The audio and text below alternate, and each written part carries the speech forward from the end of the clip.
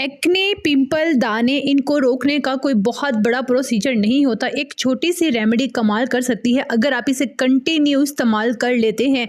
तो जल्दी से वीडियो को महफूज कर लीजिए क्योंकि आप ही के लिए है जो मुझे डेली कमेंट करते हैं कि आप ही हमारे एक्ने बहुत ज़्यादा बढ़ती जा रही है और ये जो पिंपल्स हैं, जो पस वाले हैं, वो भी ठीक होने का नाम नहीं लेते।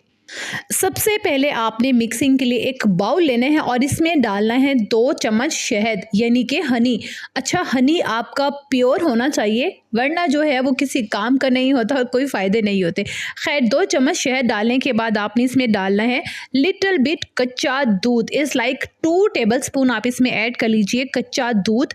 पका हुआ या बॉइल्ड मिल्क यहाँ पे आपने ऐड नहीं करना, ठीक है। रॉ मिल्क 2 चम्मच और साथ में आपने ऐड करना है ग्रीन टी। जो सब्ज़ चाय होती है ना, जो ग्रीन टी हम अपने घर पर पीने के लिए इस्तेमाल करते हैं, उसको आपने थोड़ा सा क्रश कर लेना है और ये हमारी ग्रीन टी है, ठीक है।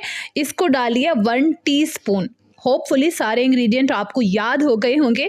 तो आपने मिक्स कर लिया और इसे ढाँप कर आपने 10 मिनट के लिए रख देना है। 10 मिनट के बाद आपने ब्रश की मदद से या कॉटन की मदद से जहाँ जहाँ आपको एक्नी है, पिंपल्स हैं, या छोटे छोटे दाने हैं, टाइनी बम्प्स हैं, उनके ऊपर लगा लीजिए और इसको ड्राई होने दीजिए।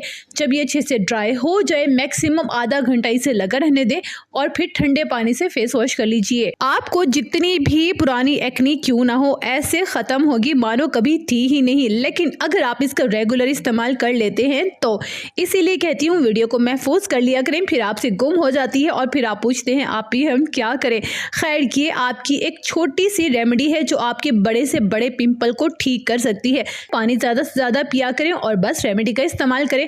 आज की वीडियो आपको कैसी लगी कमेंट बॉक्स में डेफिनेटली बताना नहीं भूलना है। और हाँ, इस रेमेडी को बनाकर आप लंबे टाइम के लिए स्टोर नहीं कर सकते क्योंकि हमने इसमें कच्चा दूध शामिल किया है जो कि लॉन्ग टर्म के लिए सेफ नहीं है।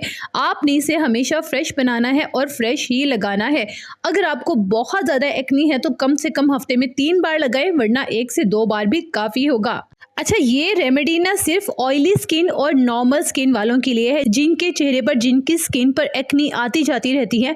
ड्राई स्किन अगर आपकी है तो आपने इसको इस्तेमाल नहीं करना। फेस वॉश करने के लिए आप नीम का पाउडर बेसन में मिक्स करके वो लगाया करें, उससे डेली चेहरा वॉश किया करें। फिर देखिएगा आपकी एक्नी भी ख़त्म होगी और आपका कलर कंप्लेक्शन भी निखरता जाएगा। तो आज की वीडियो कैसी लगी बता दिया ना मुझे कमेंट बॉक्स में, डेफिनेटली आपके कमेंट में रीड कर लूँगी। अगर स्किन केयर या हेयर केयर के मुतालिक कुछ भी पूछना चाहते हैं तो आप कमेंट बॉक्स में या मुझसे इनबॉक्स में पूछ सकते हैं और आपको रिप्लाई भी मिलेगा। खुश रहिएगा, आबाद रहिएगा, अपना ढेर सारा ख्याल रखिएगा और अपने इस चैनल का भी।